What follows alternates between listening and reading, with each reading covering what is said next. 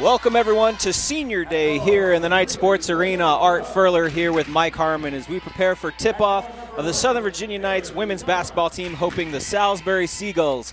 Mike, this is the second game in this series this year. The first one did not go well for the Knights, dropping that game 101-50. A low point in the season, to be sure. They would love to end their home presence this year on a much higher note. Yeah, and Senior Day is always an emotional time. Hopefully the Knights will be able to figure out where things went wrong up at Salisbury and correct those, and we'll have a much better game today. Well, we were looking over some of the stats from that game in pregame, and it seemed pretty clear the one place that things really just fell apart was the turnover department. As we look back and forth between the two, the big, fat, glaring stat, the Knights had 37 turnovers to Salisbury's 19, and were that bad enough, the Knights scored 15 points off those 37 turnovers. Salisbury scored 52. They scored more than the Knights did in the game just off of turnovers. It seems like that deep press was really a problem in that game that Salisbury sniffed out and took advantage of. Yeah, and this could be one of the matchup problems that the Knights face, as we see Salisbury very deep and very long in just about all positions. So it's going to be a contrast of styles. Hopefully the Knights come out today, try to keep the Seagulls away from the basket, play that zone, pack it in, make them shoot over the top, because Salisbury is really not the greatest shooting three-point team in the Capital Athletic Conference. Actually, they're second to last. Wow, so certainly a game plan from the commentators. We'll see what the team decides to do, what preparations they've made for this. We do have starting lineups that have just come through. First for the Salisbury Seagulls, number 1, Lauren Rothfeld. Number 3, Morgan Grubb. Number 11, Mary McDonough. Number 30, Julie McLaughlin. And number 40, Josephine Noonan. Who you got for the Knights, Mike? For the Knights, we got number 20, Jamila Gamby. Number 22, Morgan Harperson. Number 41, Wendy Shelby. And the Shelby Windsor, excuse me. And the two seniors, number 35, Christina Siegmiller, and number 31, Larissa McFarland.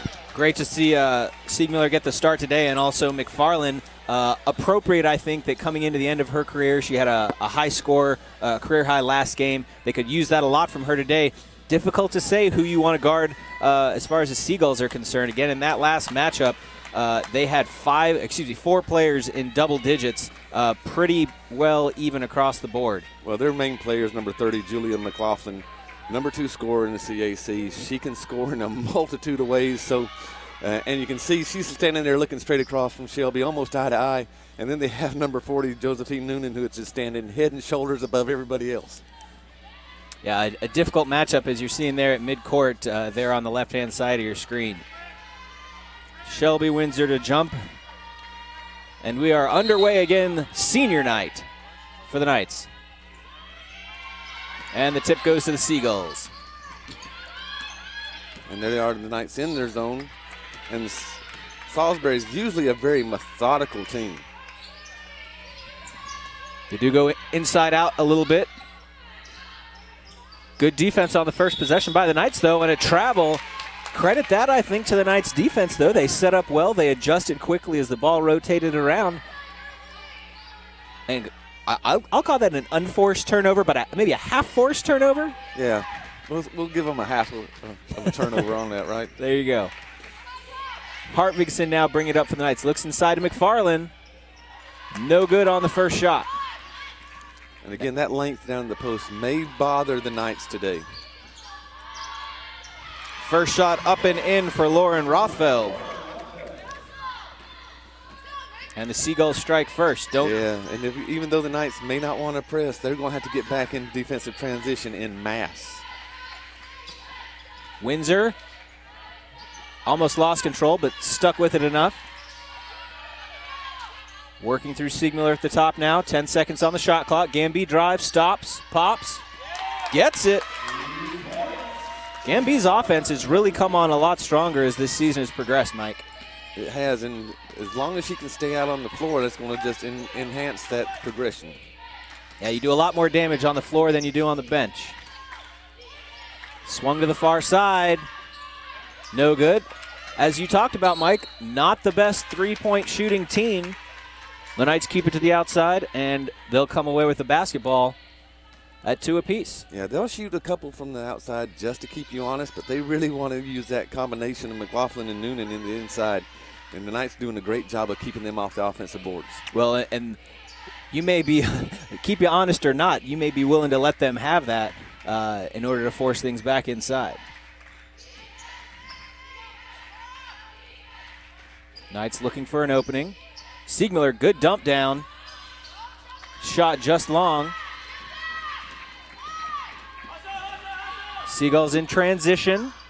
Errant pass, and it's out of bounds, and it's coming back. The Seagulls really looking disheveled offensively at this point. Well, and they're trying a lot of new things this year also. They lost 2 great seniors from last year. Both of them were All-American candidates. One was a third-team All-American, one was second team. And once you lose those 2, it's kind of a whole new ball game, and they're trying to learn how to play without them.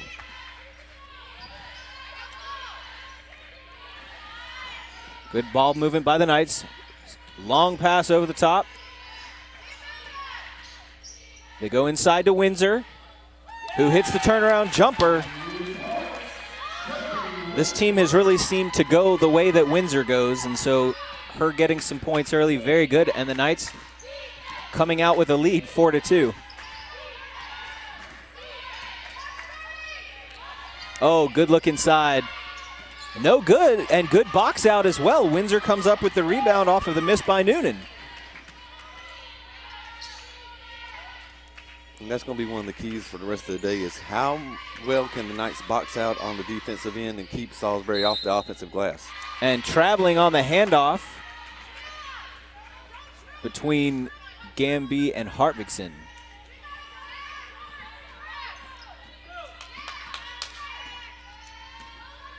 Well, the Knights never led at Salisbury, so good to see them get off to a lead now, as small as it may be, but going 3 minutes into this game, hanging tough to this point, and it can go away so quickly.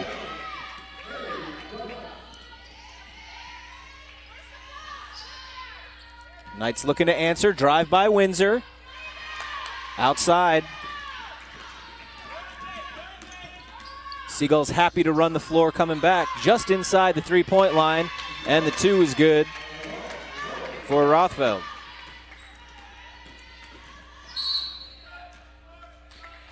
Gamby going up the court quickly, and I knew something was strange. We made it 3.5 minutes into the game without a foul. That has been very uncharacteristic this season. That's going to bring in Autumn Kramer. And Morgan Grubb is called for the foul.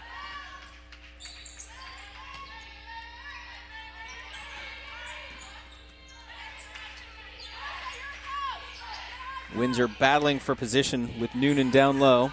And Salisbury's gone into a zone now. Hartvigsen drives, too strong.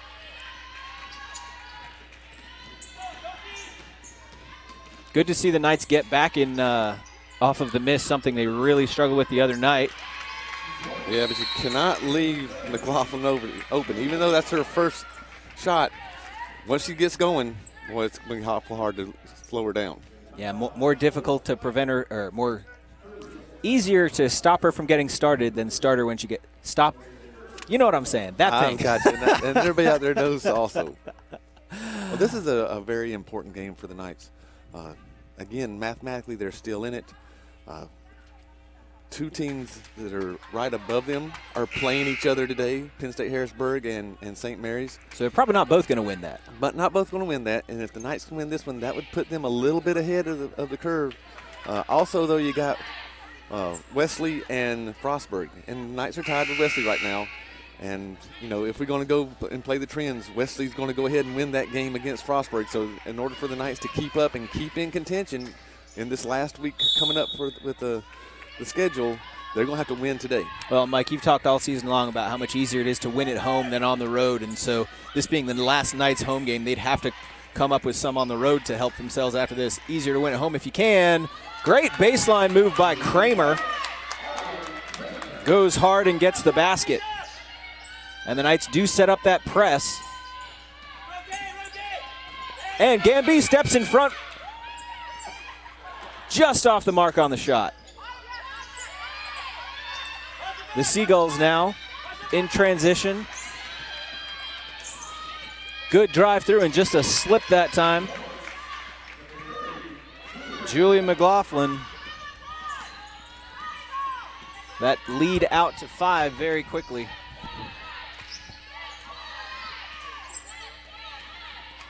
Good drive down the lane. Windsor does not get the roll. The Seagulls with numbers. Oh, good fake. And a soft touch that time by Noonan. And now just about all the starters have scored for Salisbury except for Grubb. And she has the lone foul, so everybody's in the book. Everybody's contributing. Yeah.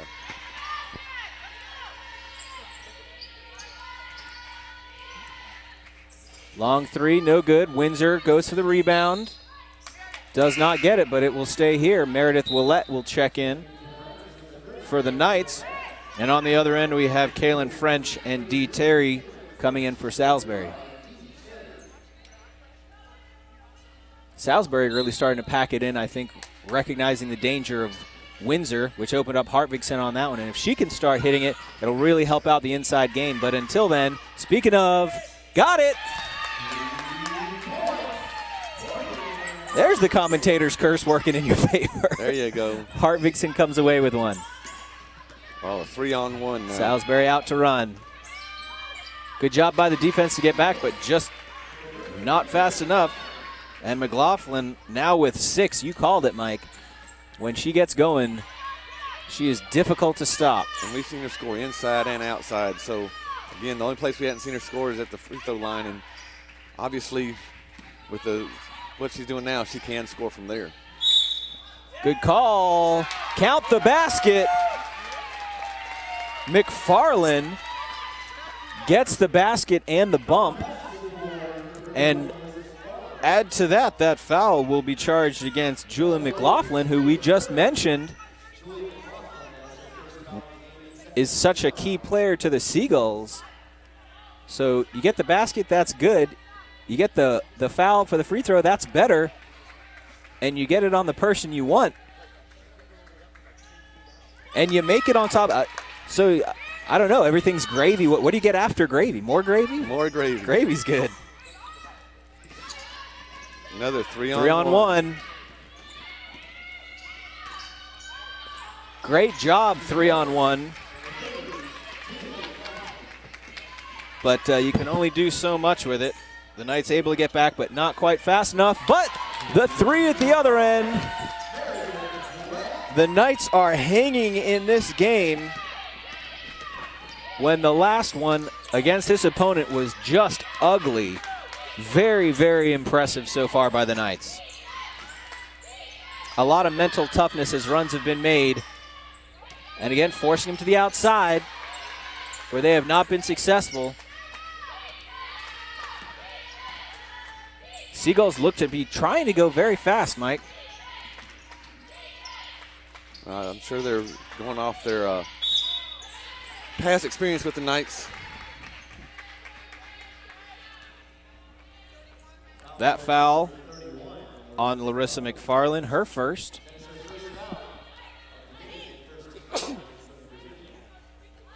Having a little conversation about it. And that will bring Kaylin French to the line for the Seagulls.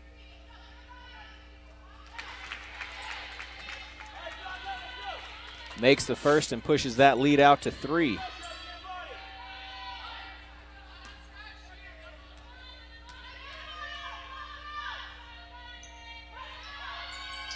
Good box out. McFarland pushed hard on that one, and she needed to. And I think our guys team needs to watch Larissa box out on the free throw line. There you go. Windsor kicks out. Kramer, splash! And it is tied at 18, 7.5 minutes into this game. And a timeout taken by Salisbury. They really started to open up a lead, but very, very impressive mental toughness by the Knights to not let that shake them, to keep fighting and to climb back into it. That's not something we've seen from them much this season. Well, the consecutive three-pointers also helped out with the Knights, and we haven't seen that this season either. So if they can continue to knock down threes, everything's going to be good for the Knights. If not, then we're going to have some lead extensions, and then the Knights try to reel it back in, and you don't want to be the ones trying to reel back in when we get to the fourth quarter.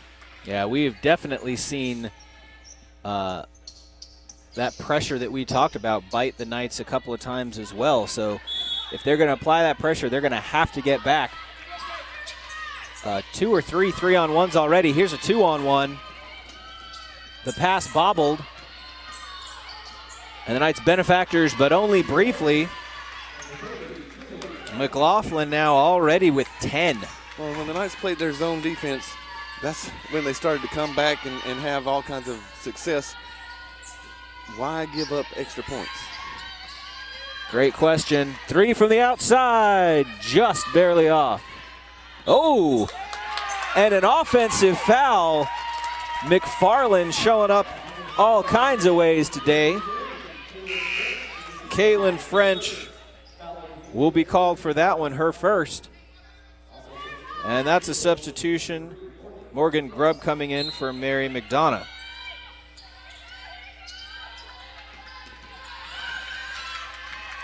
Willette driving, looks for Windsor. Willette for 3. Gets the roll, and the Knights retake the lead 21-20. Willette is a streaky shooter, and another run out. Missed, and the Knights now with numbers if they can get out in front. There should have been a kick ball there. There should have been, there was not. And just thrown away ultimately to the Seagulls. Still in trouble in the backcourt, but now with numbers, it's another 4-on-2, I guess. And the jumper. Inside the 2. Yeah, baseline jumper falls for D. Terry. Yeah, that non-call on the kick really did in the Knights there. It redid both teams. I think the Knights were kind of expecting it, and then from there it was just kind of a who wants it more. And the Seagulls showed that they did. And that's a hard one to explain why they didn't call it. It is. Oh, no. The run out, Gamby gets up. Kramer boxing out, fighting for it, and that's going to be a jump ball. That'll go over to the Knights. Mike, the Knights have been very fortunate to have some of these misses out in front, but these cherry picks still continue to fly. The fact that they're not down more is not because of that defense. It's just been because of missed shots by the Seagulls, and you have to imagine that's going to even out as the game goes on. Yeah, you just can't sit there and hope. And a 3-second call on Kramer. You can't hope that they're going to continue to miss those because they're going to get tired. We can look down the Seagulls bench and see just row after row of person waiting to come in. A lot of bodies. 1 second difference between shot clock and game clock. Not that they're going to wait for it. Very long on that one by McLaughlin. And another jump ball. So, of course, this one will favor the Seagulls. And shot clock should be turned off now. I don't think she hit the rim on that shot. Yeah, but there was a change of possession that went into Gamby's hands. You're right. But no one's going to argue it, so we'll keep it. Sure. With a 9/10 of a second difference. Probably not going to make a difference, but we'll see. That was Shea Wilcox checking in for the Knights. Tipped away. Gamby comes up with it. 13 to shoot. The Knights could hold for the last shot and just throws it away. 6 seconds. Trying to get a shot off. Good if it goes, but it is not. And the Knights here in a very, very hotly contested contest, 21-22 at the end of the first quarter. Mike, not I think what the Seagulls expected coming into this building, and certainly the Knights have to be happy overall, at least with the outcome of the first quarter. Yeah, again, hitting a couple threes will always cure a lot of ills that you have.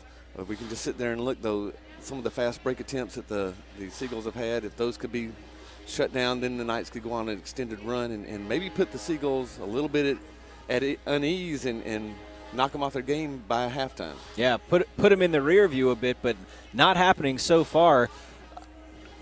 I think you're absolutely right, though. The offense for the Knights has been clicking relatively well. It's only been missed shots by the Seagulls that have kept them in it, though. How do you do that as a coach to say, look, this is working, but don't get so excited by your offense that you make the basket and you sit there and cheer. Yeah. The basket goes in, you hustle back, and even if it's off, somebody get back. Yeah, it's always about the next plays. So once the one play's over, you have to be hustling and thinking about what's next.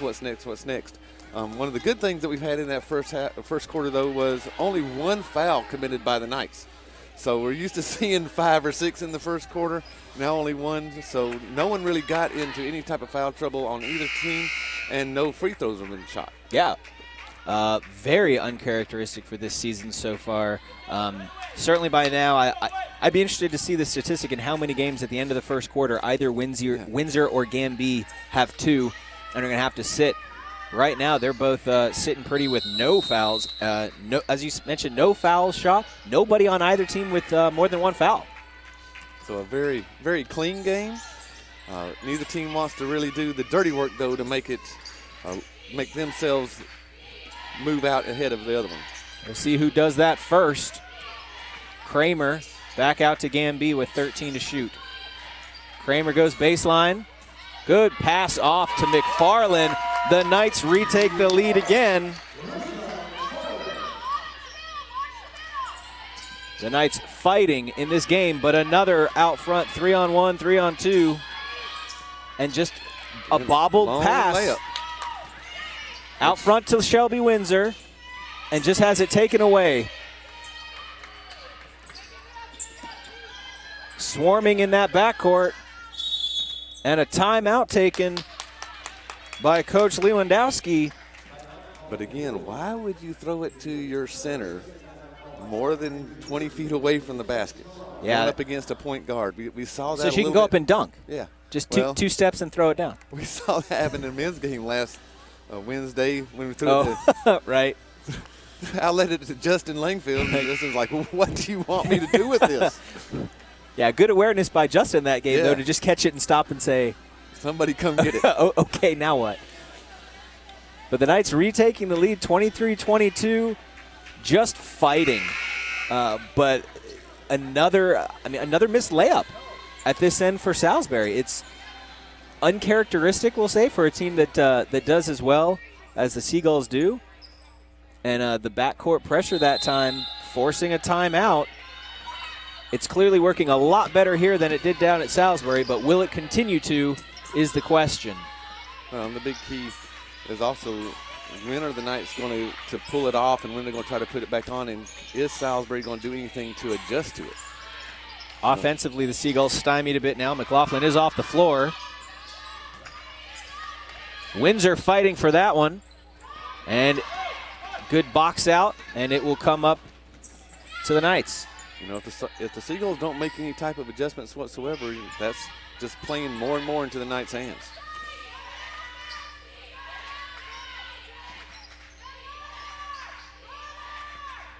Ten to shoot, trying to find Windsor inside. Can't get an opening. Hartvigsen finally finds Windsor. Got to put up a shot, and it's stolen away. 1 second, though. Got to get a shot off. 1 second on the shot clock. And Hartvigsen to inbound. You would think you would want her on the floor to take a shot. Well, Morgan does have a slow release. True.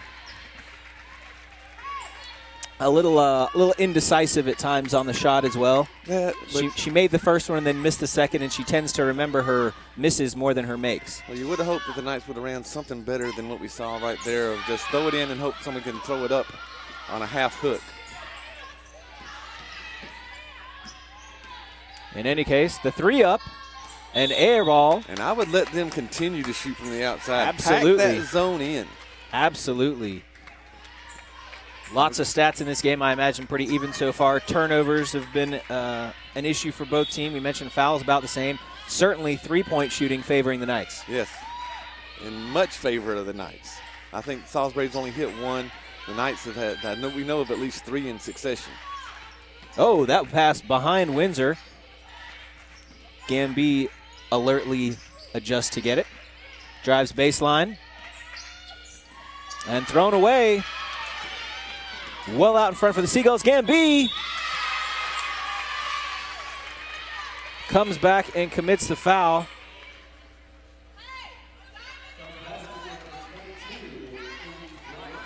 It's an issue we've talked about several times, Mike, with Gamby is she runs hot and cold. Yeah. And when she runs hot, she's a great advantage. When she runs cold, she tends to compound errors.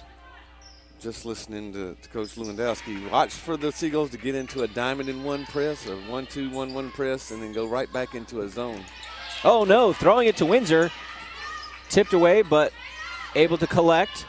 Kramer comes back to help to get out in front. Hartvigsen steps into it. In and out. Windsor for the rebound.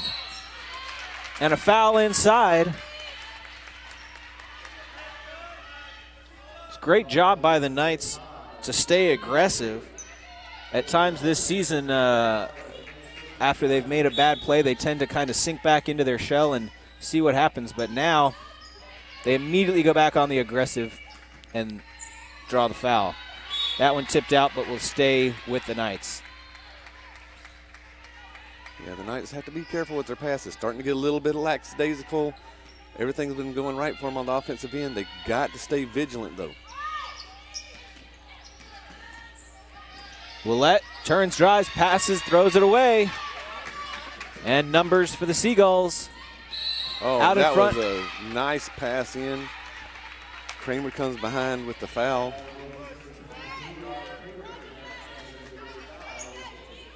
One of those fouls you can live with generally because it is going to be a layup, but if you look at the layup make percentage for Salisbury, maybe not. And barely drawing iron for Rothfeld. You can tell neither of these teams particularly accustomed to shooting free throws today. Second looks much better. Again, back into a press. Cross court to Willett. Good job by the Knights, working as a unit to give options to the ball handler. Three-pointer for Windsor. Way wide open. She's great around the elbows, but when she gets further out than that, it's really not her range. Out in front, and this time it does go down. Paige Bryce. She's got 5 now. And defensive balance for the Knights. That's been one of the key things that they've really struggled with this year. That pass just bobbled and falls out of bounds. Salisbury now out to a 5-point lead and the basketball. The Knights are going to have to put a stop to this or a huge run could be on the way. This is about the time we saw that in the first quarter, Mike.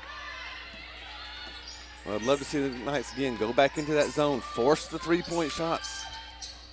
Good tip that time by Windsor.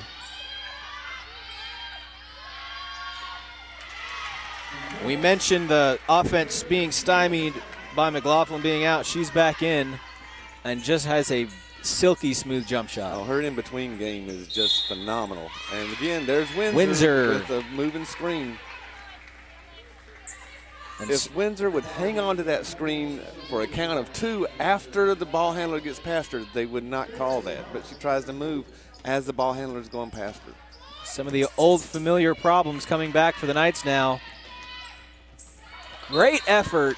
Kramer deflects that, and while it will still be Seagull basketball, it could have been a lot worse. Could have been.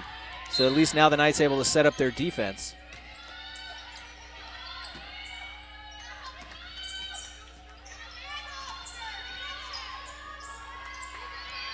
And that time, good defense by Kramer. McLaughlin goes on the drive and rolls no good. It around the rim, and you're noticing that the left-hand side where Salisbury's missing all their free throws, all their layups from.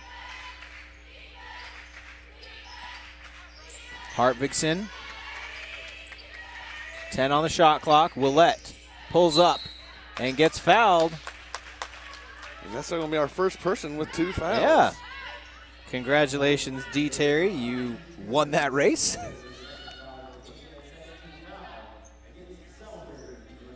That will put Meredith Willett at the free throw line for 2. Makes the first. Willett leading the way for the Knights with 7. I believe she's got a couple of threes and then that free throw. Makes them both. And she'll come out and Gamby back in.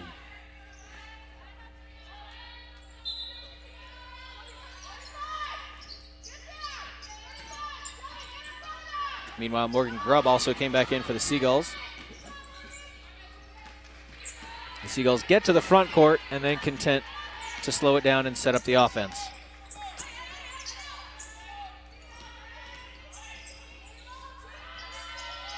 Three-pointer, good from Rothfeld. The Knights, as we mentioned, content to let that go, and in this case it burns him. Kramer forced under the basket.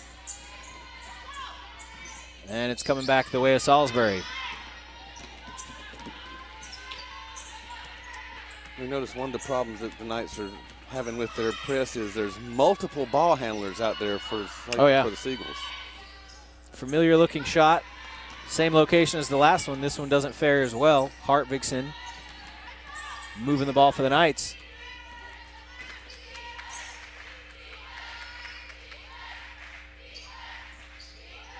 Four minutes left here in this first half. The Knights trailing by 8. Would love to start cutting into that lead. Now under 10 to shoot. Windsor drives and just strong off the glass. The press continues. It's a 3-on-2. Oh, a Euro step around. Too strong, and it should be. It will stay here.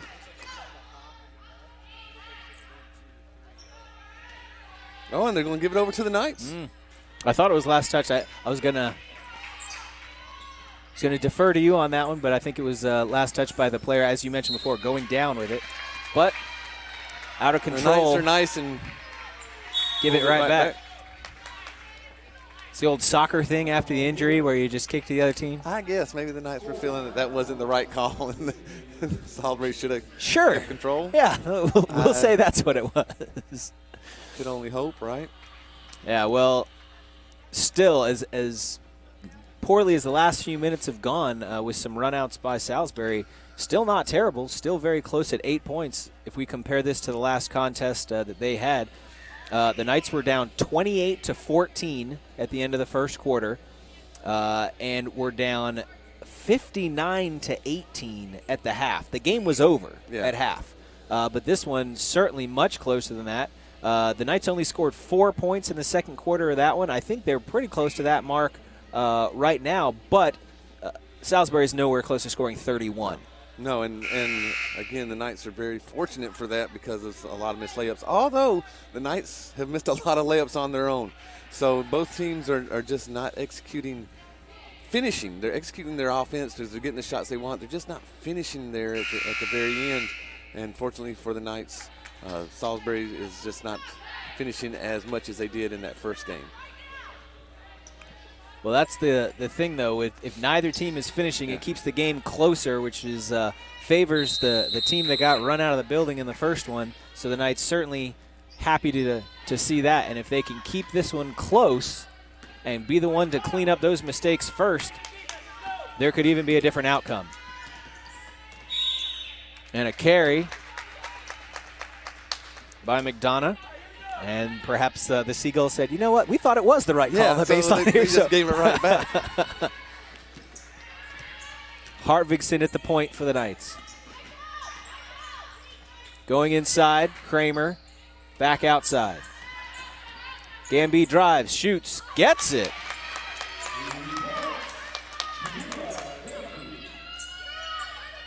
She's been taking a lot smarter shots than she did earlier on as well. 3-on-2, but the Knights get back and will force the half-court offense for the Seagulls. Yeah, this is more of the Seagulls game, is a half-court game.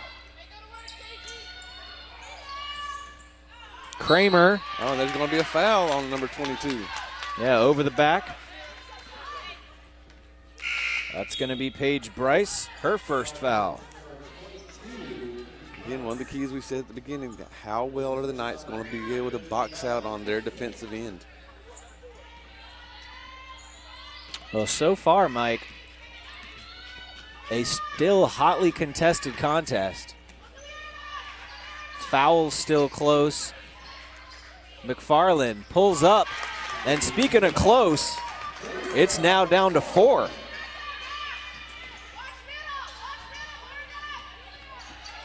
Turn it over to Windsor. Great job by her stepping in front, and the press all of a sudden in these last few possessions has done very, very well for Southern Virginia. And another turnover.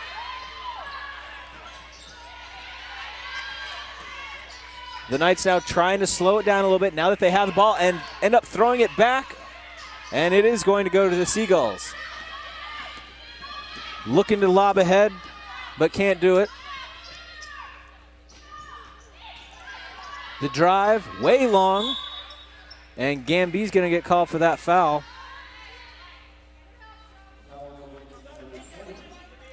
Gamby's second. But a lead of 8 very quickly down to a lead of 2. And I guess if you're a fan of the press, that's what you live for. It's those quick successions where you get a turnover, you get a basket. They inbound, you get a turnover, you get a basket. You just have to bank that they're going to be, it's going to happen enough that the points you get from it will be more than the points you lose from it.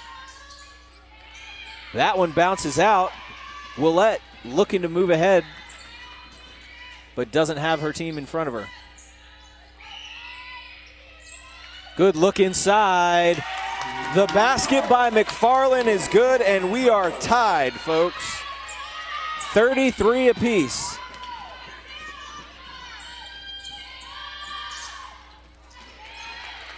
And Julia McLaughlin has gone cold. The long lob ahead to McFarland. The layup no good. She gets her own rebound, kind of. 2 on 3, and the foul will be called on Kaylin French. Wow.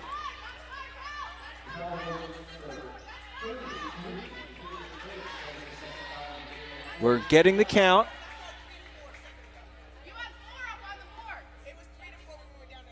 We're double checking, making sure we have everything correct. I've got 7 on the list total, and there were 3 in it was 1 to 3 at the end of the first, so I think that's correct. Of course, our count unofficial. But when it matches what's in the book, we're good, right? Yeah, that makes us feel good. Yeah. So of course that means it's an inbound pass rather than the 2 free throws, which will come on the next for either team. 3-pointer by Kramer is off. Now the Seagulls looking to take the lead. They have numbers. The Knights able to get back and are now tracking down their assignments under a minute to play in the second quarter.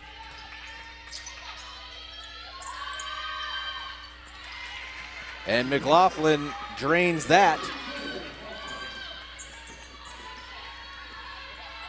I'll tell you, missing shots does not seem to faze her, Mike. No. Well, she's a senior also. Windsor draws the foul back to the basket on the spin move. That's going to be French's third all of a sudden. And we have our first player in foul trouble.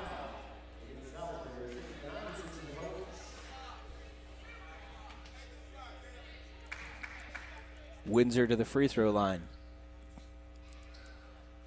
Sure got awful quiet in here, Mike. Yeah, it did, didn't it? Shea Wilcox will check in for Southern Virginia, and Josephine Noonan for Salisbury. No good on the first. Windsor's second on the way. Also no good. Wilcox fights for it, but I believe stepped on the end line. She did. Still a great hustle play for her. Free throw percentage was an issue as well. 58.3%, I believe. 56.3 for the Knights from the free throw line in the first matchup between these two teams. Kimberly Eads will come in for the last 30 seconds of this matchup. Of this half. Oh, and off her own foot. Eads comes in. Lots of energy off the bench. And creates a turnover. Willett will come in for Kramer. Windsor as well for McFarland. Knights coming on trying to find each other. Who's in for who? Who am I going in for? Where are they at? No one wants to come out. Yep. Yeah, certainly not in this one. The shot clock is off. The Knights can hold for one shot. Willett over the top to Windsor. Yes! Windsor now with 12 seconds.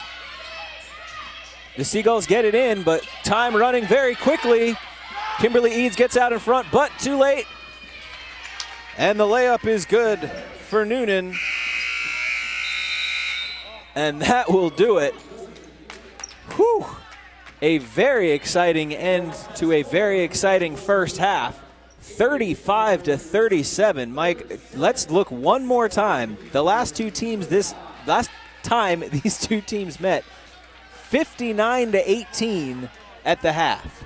Okay. Now 35-37. Well, it all goes back to, can you make baskets? And if you make baskets, then you have time to set up whatever defense you want. Obviously, in the first game, that second quarter, the Knights could not make baskets at all, and that's where Salisbury really got the lead. Now they're making baskets. They're able to do what they want to do on the defensive end, and they're able to box out on the defensive end, not allowing second chance points, which has been really a problem that we've seen.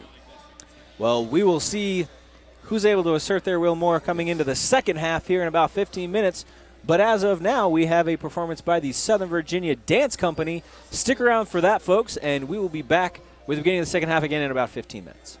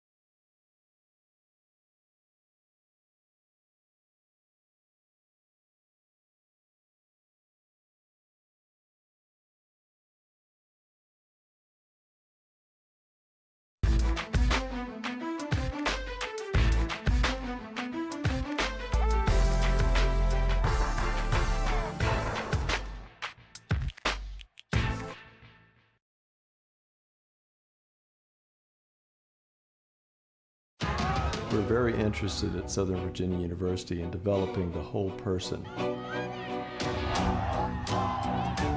I think we're building a tradition of character and a tradition of excellence, and we're doing it one athlete at a time. Southern Virginia University is a place where you can be passionate about your education, committed to excellence as an athlete, and never compromise your faith.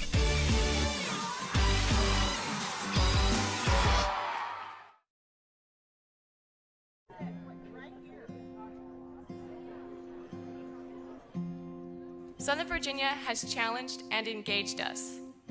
But now we have to continue on our own. We must use our talents. Fellow graduates, our education at Southern Virginia has been replete with wow moments. You are not ordinary. You have a great work to do in one of the most extraordinary times in the history of our civilization.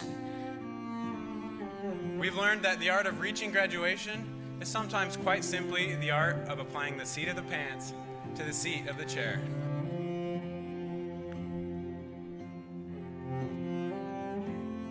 You should be very proud that you are about to graduate from Southern Virginia University, an experiment in excellence, in values-based education, indeed, an institution of higher learning. And I mean that in the sense that you have been tutored in all that is uplifting, moral, and ennobling to the human character.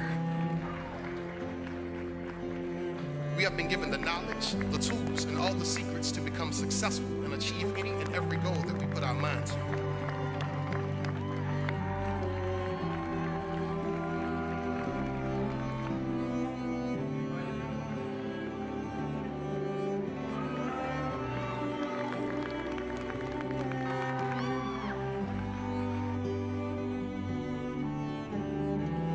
When Dr. Martin Luther King spoke about having a dream, he was only envisioning what Southern Virginia University is and what it always will be.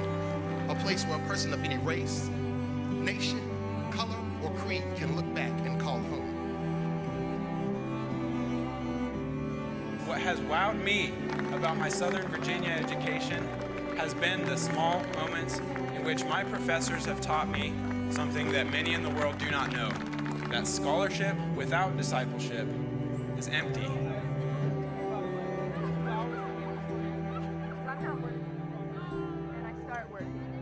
Every experience that you have is there to teach you and to move you into being more of who you really are. Ready? 1, 2, 3.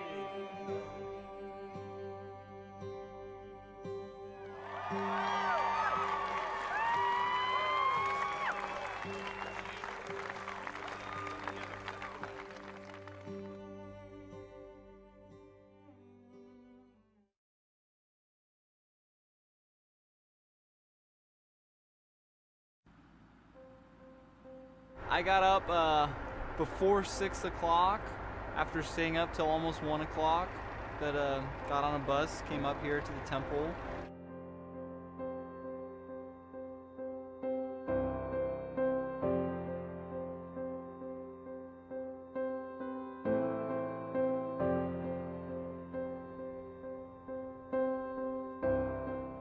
I think that it's really great for the school to have a day off. It shows the students that the temple and service are a priority. It's pretty good. Yeah, my day was fantastic. Yeah, we spent it in here doing the lights, which was actually a lot more fun than I thought it was going to be. We were able to go in and do baptisms today. Today I did an endowment session. I've never been in the Washington, D.C. temple to do baptisms. I was talking to one of my friends at a different school, and she was like, man, that's so awesome that you guys get to skip class to go to the temple. Being a leader servant a lot of times isn't being out in the front, it's doing the quiet little things like doing these lights. It helps me balance and figure out kind of a sense of priority in everything I'm doing. Serving is so simple and selfless, and it's just so important to apply in your life, and it's nice to know that the school feels the same way. It's not a day about me, I guess. It's a day about doing work for somebody else. Just the fact that we're following Christ, and He is the ultimate leader servant. You don't think of time when you're in the temple, as 3 hours went by so fast. I walked out and I felt like it was only 5 minutes I was in there. I think going to the temple makes you a better leader servant because, for me it was a great sacrifice to come today, and I think sacrifice is part of service, part of being a leader. I don't know of any other schools that have a Temple Day in the middle of the semester. I think it's a Southern Virginia tradition.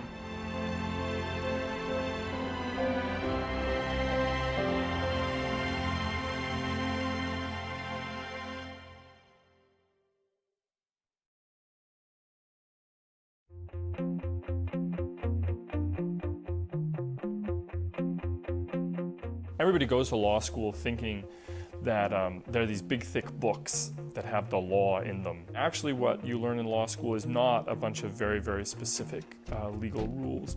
What you learn in law school is a way of thinking and making arguments.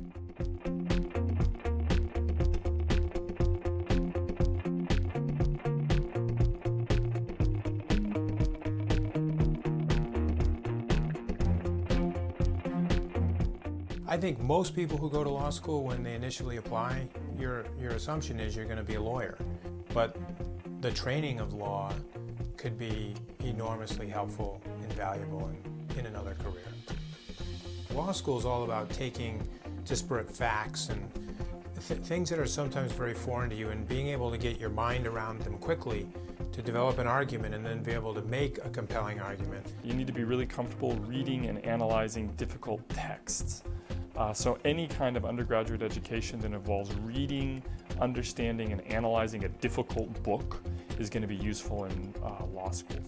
Lawyers, by their very nature, are researchers. They have to research what the law is so that they can argue a particular point. One of the most important things is to be able to be a critical thinker.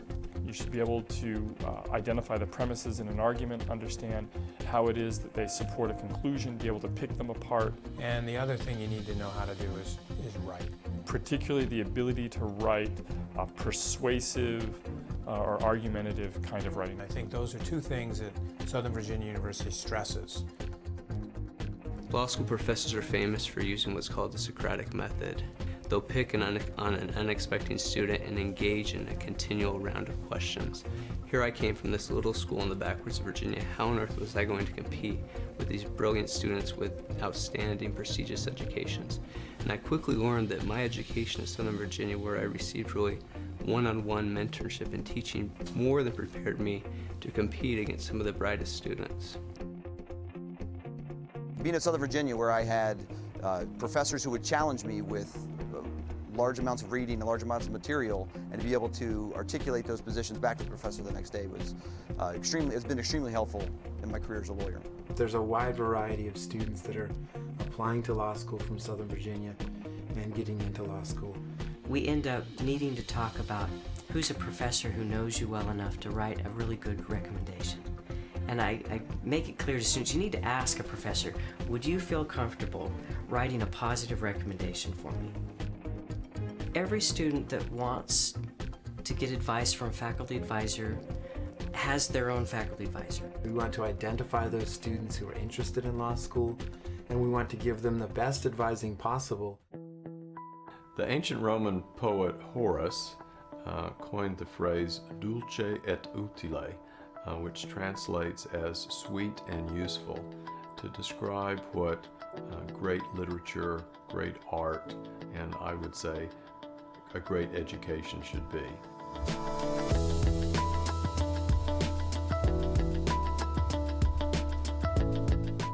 Southern Virginia is well situated to promote your intellectual growth, your social growth, and your ability to manage your time. Professors actually know the names of all their students, and you sit in small classrooms, not big auditoriums. It is an intimate education. It's small.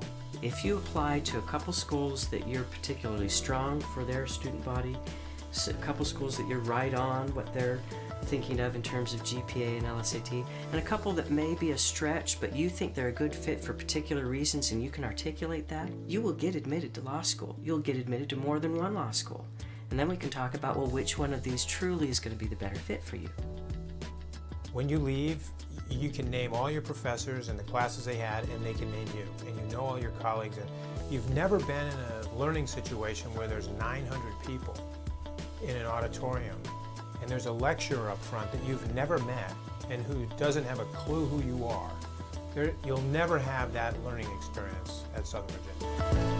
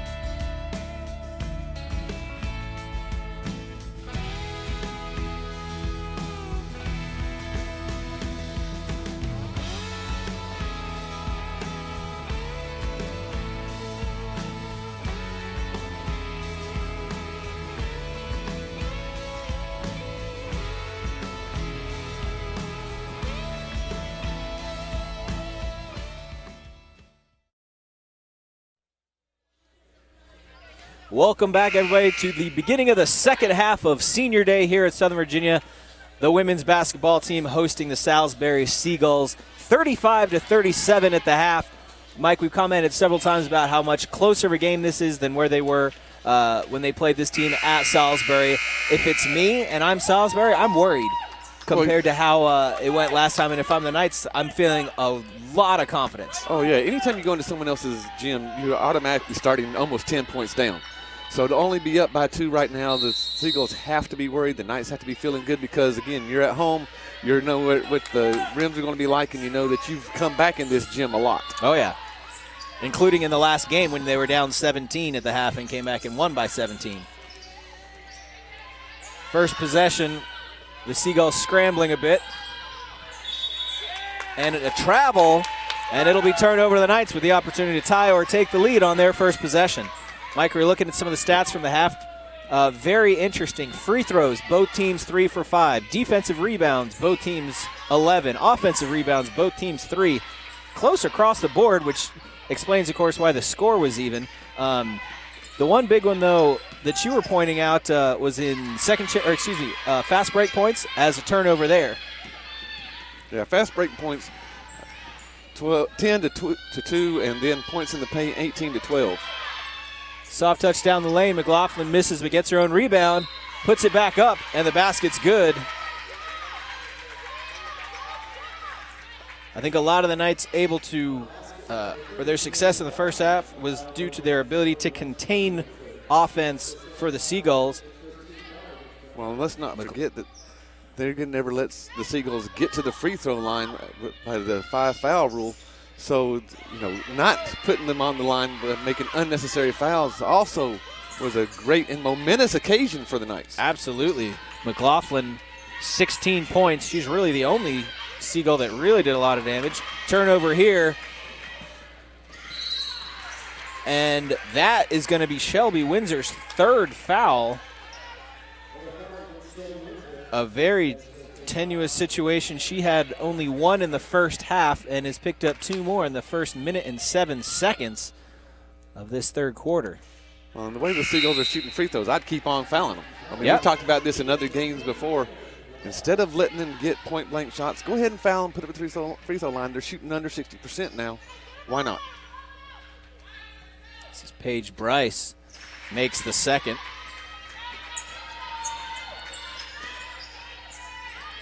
That backcourt pressure outletted to Gamby. Kramer now. It's cut off at the baseline. Good look inside to Windsor. Good thought, deflected, but the Knights able to collect. And a block. I think that's going to be on D. Terry. No, it's not. It's going to be on Paige Bryce, her second. If it would have been on Terry, it was her 3 third. quick fouls in this third quarter. We didn't have this many fouls in the first quarter. Yeah.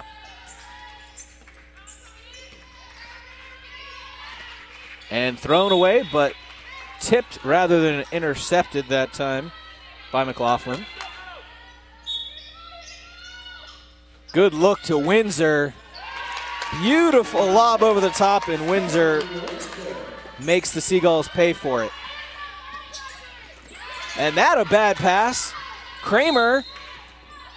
Basket is good, and the foul. That's going to be on Lauren Rothfeld. Oh, and they're going to say 2 shots, so no shot. The basket didn't count. Huh. I'm going to talk it over.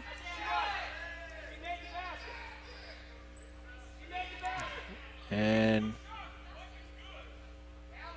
we're going to have the conversation. The referee comes to the scores table. The official score if the basket actually did go in.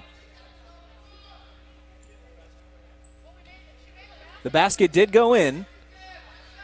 So they are going to count the basket and one. The question to the scorers table was, did the basket go in? Yeah, and that's something the referees need to be looking at. The underneath referee is the one that called it. The 2 outside referees should have been looking at it. Salisbury getting out in front. Good defense. The turnaround jumper, no good, but recycled possession. Sets up a 3, no good. Windsor comes away with it. I think that's going to be the 3rd on. Oh, no, they say it's number 30, McLaughlin. So her 2nd, that's great news for the Knights.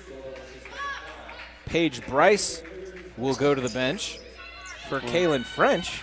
If I was coaching Salisbury, which I'm not, and glad that I'm still here with the Knights doing this, they're overpassing on the fast breaks. They are. Which, again, the Knights are very grateful for. Long pass deflected. Trying to get our cameraman again. See here, well, today it makes sense though because our cameraman's name is Rob Salisbury. So he's not saying, it doesn't say Salisbury across the front of his shirt, but maybe they thought, hey, he's a Salisbury, we'll throw it to him. I think he's got eligibility left. We'll see. 6 seconds to shoot. The Knights have got to put something together quickly. You got to put a shot up, and it's blocked. Not the best offensive possession for the Knights. No, so we've seen a couple struggles on offense by both teams now in the last minute. Yeah, they came out, both teams started going at it, looking going to have some flow to the offense now. Both of them become very stagnant. Yeah, a bit of a comedy of errors offensively for both teams. And the pressure in the backcourt doesn't work, which means the press up front does. Gamby comes away with that. Long throw to Kramer. And the Knights get across the timeline. Look ahead to Windsor. And there's going to be a 4th foul now on Windsor. Mike, Shelby had 1 foul in the first half and has 3 fouls in under 3 minutes of play. You have to wonder why Coach Roberts kept her in with that 3rd foul and only 2 minutes gone in the 3rd quarter. Yeah, not a good situation now for the Knights. One of their key players now will have a long time on the bench. You have to imagine at least the rest of this quarter. Good fake. McLaughlin steps through, and she's got 18. Gamby with the carry. And with Shelby out, there's really no shot blocker back there, so we can see the Seagulls are starting to get even more bold and going into the basket. Yeah, the Knights have gone rather small. They do have Kramer and McFarland in there, but Eads typically who they put in for their big lineup when Windsor comes out.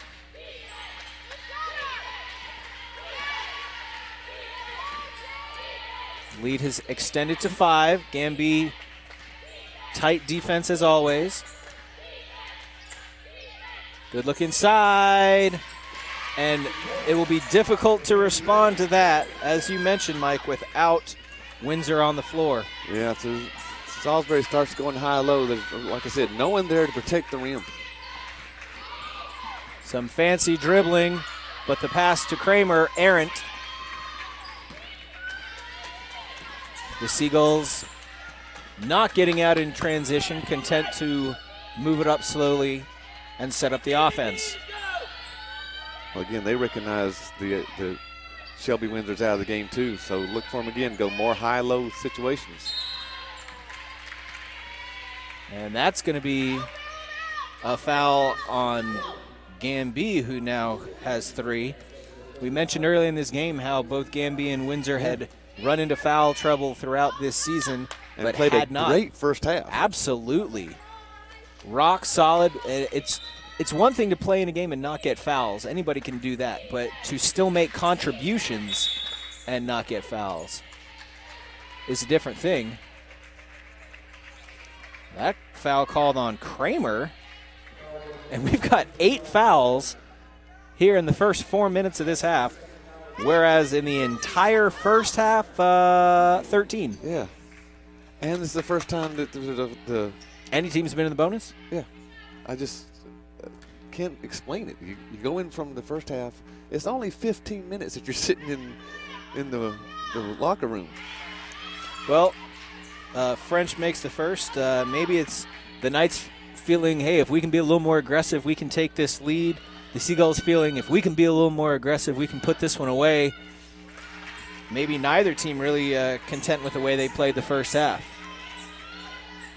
or seeing room to improve by ramping it up a little bit. This pressure coming hard. The Knights able to break it. See, the difference, though, between the Salisbury press and the Knights press is Salisbury's playing it very safe, making sure they have 2 people back in the lane at all times. Yeah, when you break it, it's not an automatic basket. And a timeout called by Coach Roberts. Yeah, and this game may be getting close to getting away from good timeout called, settle the troops down. But again, now you have to start and think about back to, okay, Shelby had 3, 2 minutes into the third quarter. Maybe I should have got her out then.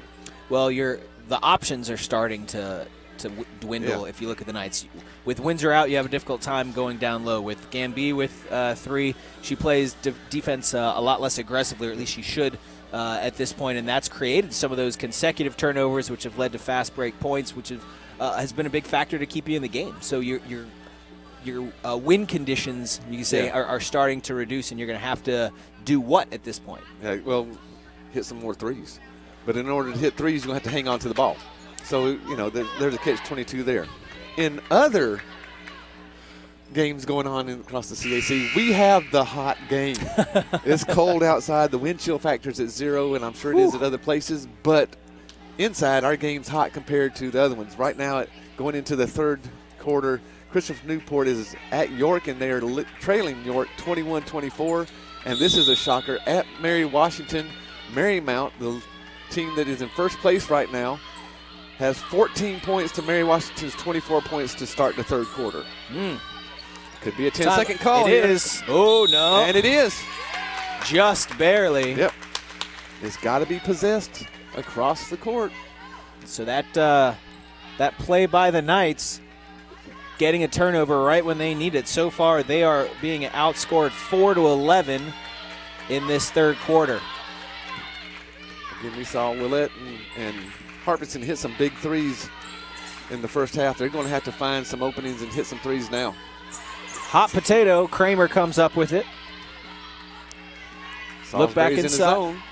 McFarland fights for it. 2-on-1. Goes up a second time, and that will probably be a third foul on McLaughlin. It is. Just fighting so hard, McFarland, to get a shot off 2-on-1 in the first, and then come up with a rebound, and the second time go up again and draw the foul.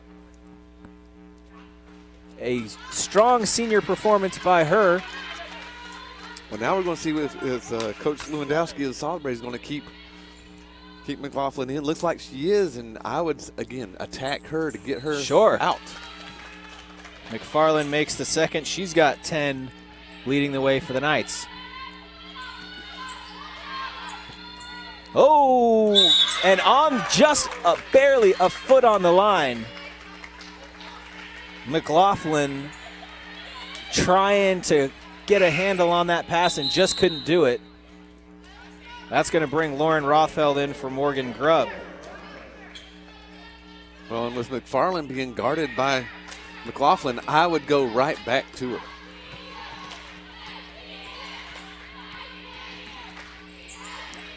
Get McFarland a touch. 3 second 3 seconds in the lane. That a call that has really plagued the Knights going into the back half of this season as well. The press back on. And across the line. But not without a foul on McFarland. She's got 2 now. And of course, lots of time left in the double bonus. Rothfeld to the free throw line. First is good.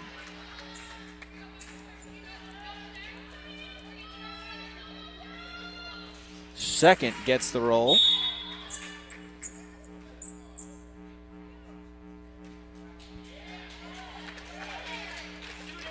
And that's going to be Kaylin French's 4th foul. Calling her with a hook. On interesting to get called for a hook, which sends the Knights to the line on a play that she didn't even have to make because the basket went in. Yeah. So very interesting. Well, I mean, again, we've seen a lot of interesting things here over this season. We have. Basket is good for McFarland, and that's going to bring Paige Bryce in. He's been a solid statistical contributor off the bench, 2 for 3 from the field, 5 points. And then a 6th here from the free throw line. Speaking of free throws, that one goes in for McFarland. The press is back on.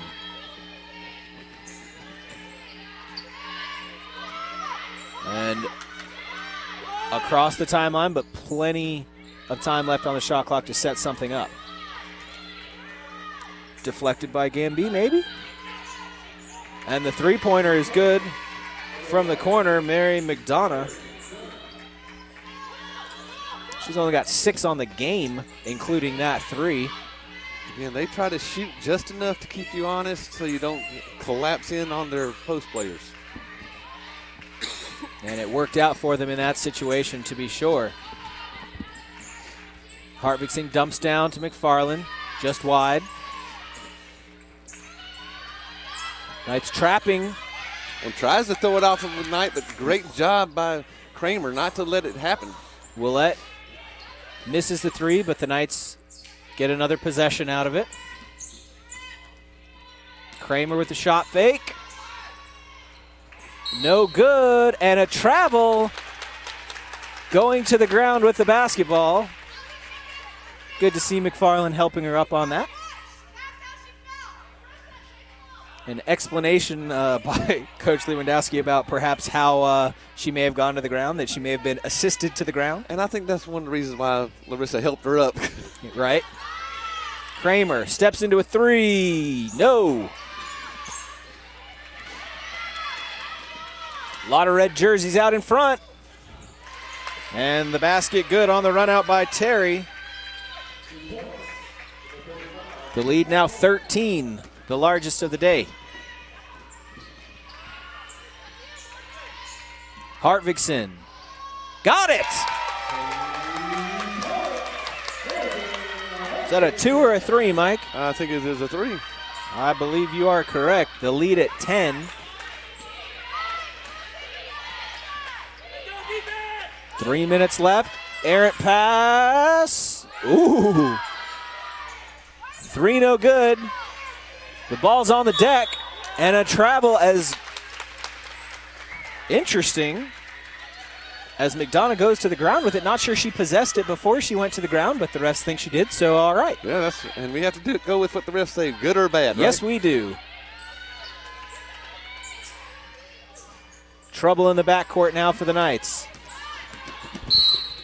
And knocked away by the Seagulls. That D. Terry playing up on Jamila Gamby. But it will be out of bounds off of her. Knight basketball.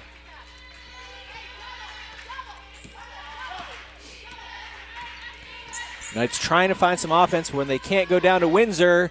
And hey, who needs to go down to Windsor when Hartvigsson can pop from the outside for you? You know, when you asked earlier what the Knights could do to come back, we talked about the three-point shots. How about that? there they are. And Morgan just a very content to throw a little move and make her own shot. Still 10 seconds to go. 10 seconds on the shot clock. Shot goes up with 6, and it goes down by Terry. Stopping a Knight run. That one deflected out of bounds. A lot of excitement coming into this gym, Mike. Yeah, Knights fans are making a little bit of noise. The Knights are responding to it.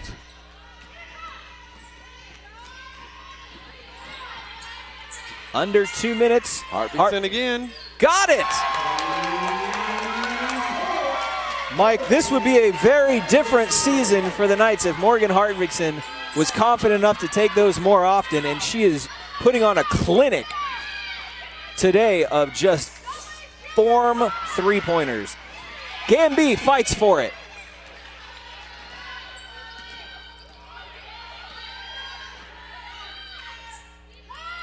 Ten seconds to shoot.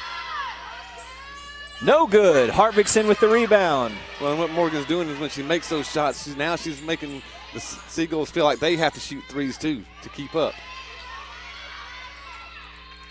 So the second order effect helpful as well. Exactly. Shot from the elbow, in and out. 3-on-2. No good. Kramer loses it. Inside out game. Back for 3 by Terry. Got it. All of a sudden we've got a 3-point shootout. 30 seconds. Got to get across. Gamby does. And that's a block. 4 now. It is on McLaughlin. And the drama. It looks like both coaches are going to put some subs in now. The Knights bring 5 subs to the table. We've got Muse, Wilcox, Eads, Scott, and Siegmiller. A line change, if you will. We used to have a coach here that would do line changes on the women's basketball team. It's been a few years. I have no idea what you're talking about. It's probably before your time. Yeah, I'm such a young spring chicken. Right. Gamby makes it.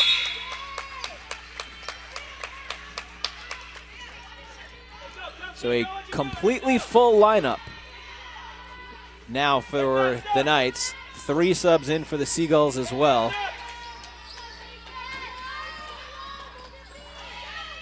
Siegmiller fighting for that. 13 seconds left here in the third quarter. The drive. Shot goes up, and it is good.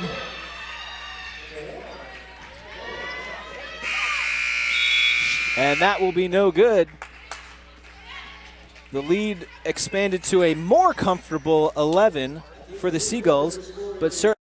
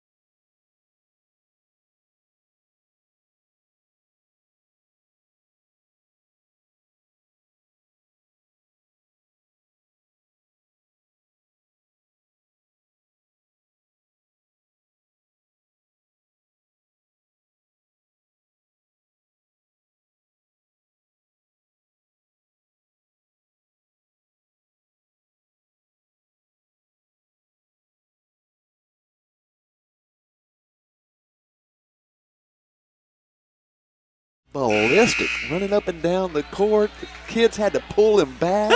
Shirt tails coming out. And so did he get the second right then? Oh, yeah. Yeah. And we are back. Sorry, folks, for the technical difficulties. Mike and I discussing another game around the league today, Kentucky versus South Carolina, and some of the antics there. If you don't know what went on, you should go look it up. But not now, because we got a hot one here in the barn here at Southern Virginia. Willette to Windsor. Travel. The Knights do have Windsor back in despite the 4 fouls. Both of the players with 4 fouls for the Seagulls currently on the bench. McLaughlin and French.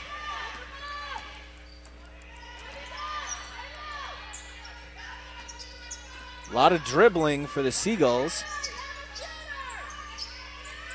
Not a lot of movement off the ball. That one tipped away. 7 seconds left on the shot clock. And a very long 3. Barely draws iron, and stepping on the baseline as she touches that one will be Paige Bryce, Knight basketball. Long inbound. That should have been a foul there. Whoa. Okay. We had a foul and a walk at the same time. The Knights will maintain possession. And the referee's starting to swallow the whistle now.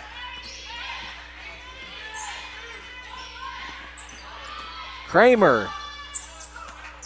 Little baseline jumper, no good. And they're going to call a hooking on number 1.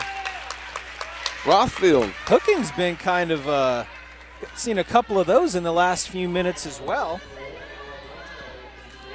This one, difficult, 84 feet from the basket. The last one difficult on a made free throw. You never want to commit a foul, but I guess there's a couple situations where it makes sense. Neither one of those particularly being one of them. Willette steps back, in and out. McFarland. Kramer drives. Too strong. And going the other way.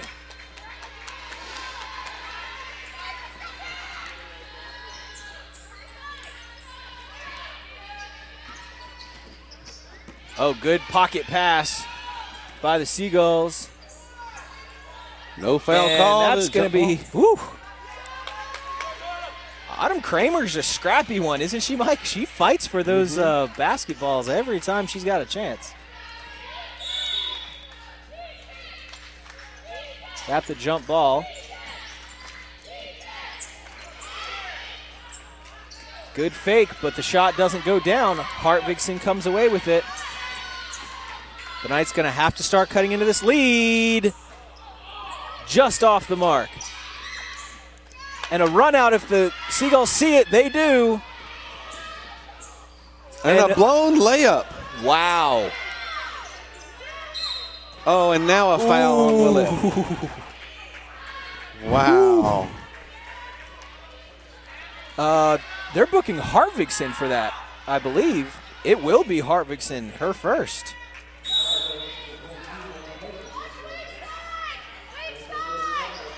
That, of course, resets the shot clock. Teeing up a 3. Got it. Rothfeld now with 13. Just became the second leading scorer for the Seagulls.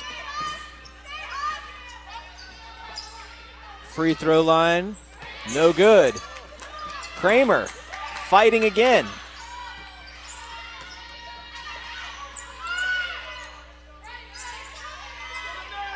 Hartvigsen trying to find somebody. Takes it on the dribble instead to Willette. Awkward shot. Yeah, I think Meredith thought that the shot clock was much lower than what it really was. Yeah. Kind of difficult on the turnaround fadeaway to have throw it up with enough energy to overcome your reverse momentum.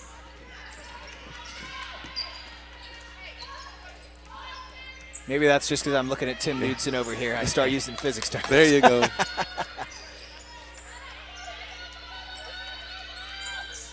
Look inside. Got to go back outside. Rebound contested, but the Knights will have the basketball as it goes out of bounds. Substitutions coming in. Willett and Kramer will come out. Gamby and Wilcox in. Little defense for offense now. Into Wilcox. It's 3-on-1. The Knights with a chance. Windsor got it.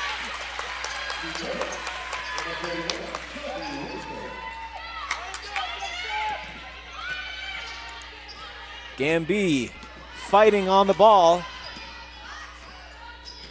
But time on the advantage of the Seagulls. Blocked, but fouled. That'll be the 4th on Gamby. It will.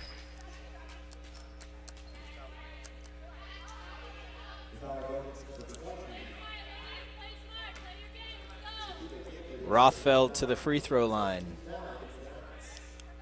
Very short on the first and off to the right as well. Yeah, the last 2 times she went to the free throw line, very smooth. Yeah. Free throws have not been a strength of either team in this game. Makes 1 for 2. Wilcox trapped, but gets out in front of it. Good look ahead. But it's out of bounds. Last touched by McFarland.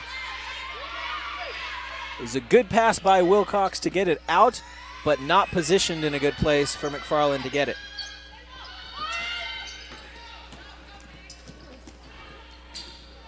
And it would have been a 3-on-2, but the pass was just too slow getting there. I think the Seagulls are going to try to slow it down now, try to take some air out of the clock. I saw Coach Lewandowski talk to her team, slow down, slow down. And 3 seconds in the lane. Not something you see or that we've seen so far from Salisbury. And again, buckle in for this last 6 minutes. We're going to see a lot of different things. Steal. And the immediate foul at the other end. So in that situation, Wilcox gets the inbound, commits the foul, possibly preventing the easy basket when you're 2-on-1, 3-on-1, whatever the situation was. I think you can live with that foul. You can't really live with the turnover if you're Coach Roberts. Yes.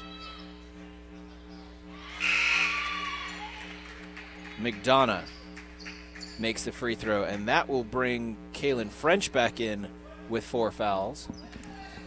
So French and Gamby, the potential candidates to go after, depending on which team you're on. Windsor, Harvickson deflected. Gamby got to get it across the timeline, and they do just barely. Wilcox to Windsor, tipped away by French. Yeah, French able to get back in time. And that's the benefit of fresh legs coming off the bench. Yep. Would have been a difficult play for somebody who's been giving everything they had for the last several minutes to have the juice to do that. Just barely short. Wilcox tips it away. Windsor out in front to gather the steal. Good job by Wilcox creating that on the backside. Lead is 15 with 5 minutes. Knights need a bucket. That's not going to do it. Hartvickson out front. And there you see him Seagulls turn it back pull it out. But only for a moment. Then they go right back inside. Well, when you got Noonan in there being 6'4", she gets it that close to the basket, it's over with. Gamby hits the deck and then tipped away by McFarland. There's goes to the Knights. Tipped by McFarland off of a Seagull, apparently. And a full timeout taken by Coach Lewandowski. 17 the lead, the largest it's been. Well, and unfortunately for the Knights, she still has an ace in her back pocket, as McLaughlin still sitting over on the bench with her 4 fouls. Getting some getting rest. more rest and getting more time off the clock. And the Seagulls are extending the lead. It's just playing into the Seagulls' hands now. Yeah, we talked about wind conditions dwindling. I feel like that's become even more the case now. There were some bright spots like McLaughlin picking up that foul, but as you said, when they continue to extend the lead without their leading scorer on the floor. What do you do as the Knights to start to try to cut into that? We talked about threes, but the threes haven't been falling. Well, they haven't been falling because the Knights have expended so much energy trying to get back into the game. They let a little run go and then trying to get back into that.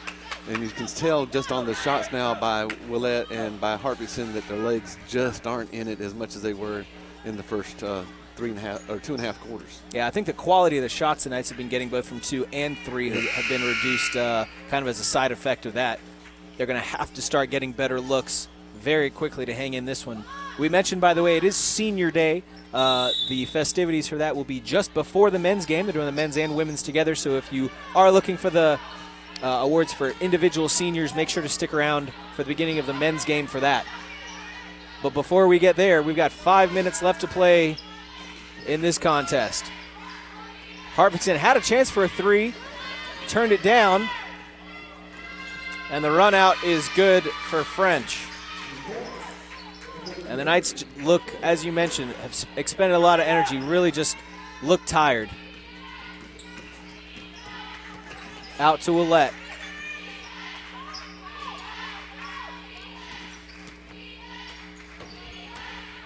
Willett drives, good screen for McFarland. Back up top. 7 to shoot. Gamby making the basket. Knights took a lot of time on that possession, though. You don't want to rush, but you've got to get a good shot without taking that much time if you're going to come back. Especially when you're this far behind. On the other hand, the Seagulls happy to burn some clock.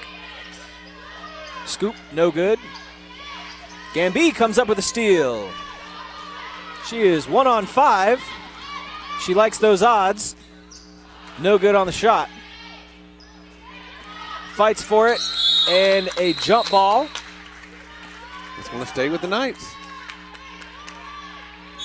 Well, gassed or not, the Knights are not giving up on this. Well, this is a game that they have to win. If you're thinking about trying to get to that 6th spot, your next 2 games are at Mary Washington and at York. Places which you haven't played well historically.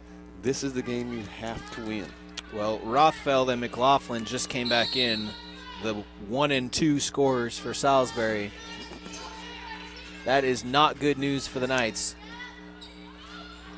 Unless you can get one to foul out pretty quickly. And the only possibility there is McLaughlin. She does have 4. Rothfeld, plenty of room with 2. Yeah, and I don't see the Knights doing anything right now to really try to increase the tempo defensively, except for their little press. And once it gets into half court, not much. So Windsor with the rebound. Some tired legs from the Seagulls as well, missing some pretty straightforward shots.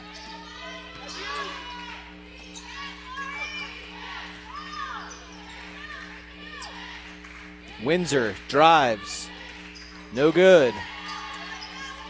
Rebound Seagulls. Long pass ahead. Gamby touches it. Too easy.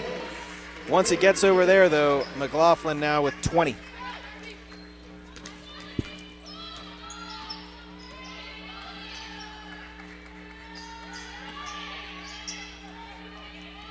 Willett looks to dump down. And it's tipped out by the Seagulls. Well, Mike, the Knights offensively have already scored more than they did in the last contest at Salisbury. And no matter what happens the next 2.5 minutes, you have to imagine there's a tie-up, which will go to Salisbury. You have to imagine Salisbury's going to score significantly less than they did in the last contest as well. So if you're a coach, you have to be pleased that your team is trending in the right direction, but unfortunately perhaps too late in this season to make a difference. With only 2 games left, you got to trend a whole lot faster and win the home games. I know the Knights were coming in off of a 3-game winning streak, and we congratulate them for that. But now those are teams that they should have beat. Now they're playing the teams, especially Salisbury, who's right there on the edge of that 5th and 6th spot. And that you have these to are teams you have to beat. 1 on 4 down the lane. Getting her own rebound is McLaughlin. Gamby able to maintain the handle. Under 2 to play. Hartvigsen off to Alette, who drives. Back outside, Hartvigsen for three. Got it! Morgan Hartvigsen with 16. And that'll bring in another line change. That's going to be Nicole Muse, Shea Wilcox, Alexis Scott, Kimberly Eads, Christina Siegmiller, who I imagine are going to finish out this game. I would imagine you're absolutely correct.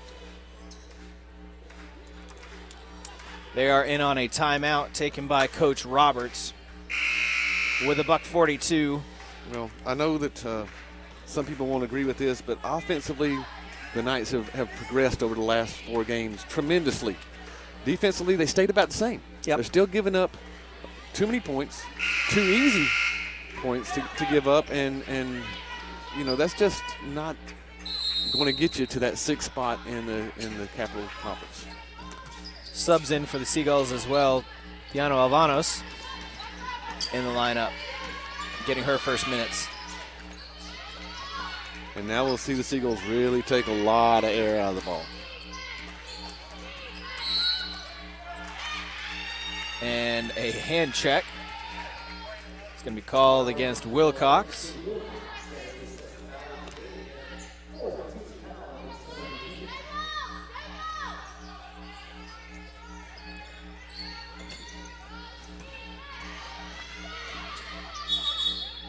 And a travel will send the ball back the way of the Knights. The chance to cut into this lead just a little bit.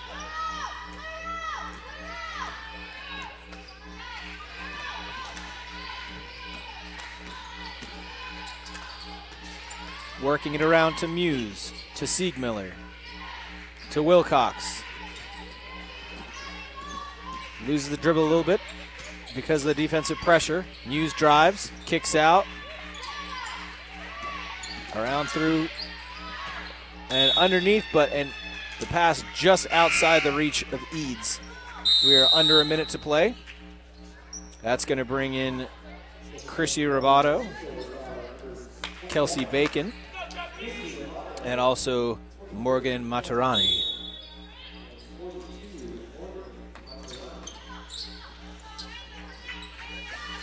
The Knights fighting through the end with that press that we've seen all season.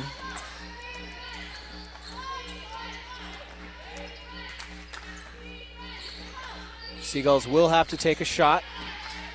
About 25, 26 seconds difference. And there's the shot, the 3 short. Didn't hit the rim. That one drops though. And that'll put Alvanos in the scorebook.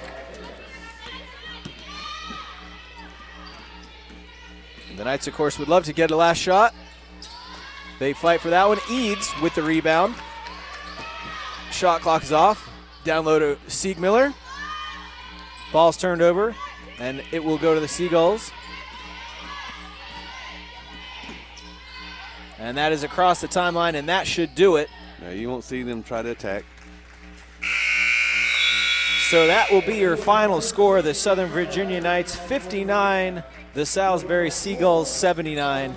A much closer contest than the last one, but just not different enough for the Knights to come away with the victory today. No, again, things that we talked about earlier, you know, could they box them out on the defensive end and did a great job during the first 2 quarters, and then things started to slip away. Could they run their press without giving up layups? Well, we saw that started to happen in the second half also. Good news is the offense came around. They're starting to score in much more efficient ways and in different ways. We saw the threes. We saw some high lows. We saw Windsor being able to do a lot of damage on the inside. So, you know, there's a lot of things that the Knights have done to increase, but there's also some things they're doing that just keep them right where they're at, and that's toward the bottom of the Capital Athletic Conference. Yeah, it's trying to beat their limitations and make adjustments that'll give you positive, but maintain the things that you're doing well. It's a growing process, both as individuals and as a team. Well, Well, again, your final score, the Southern Virginia Knights 59, the Salisbury Seagulls 79. It is senior day here. We're going to be doing the festivities for that here in about 20 minutes. It will be on the men's games broadcast. They're doing the men's and women's seniors together. So make sure you stick around for that, and then join us for the second game, a very important game for the men's as well as far as seeding for the Capital Athletic Conference tournament. The final score, 59 Southern Virginia, 79 Salisbury. Thanks, everybody, for joining us.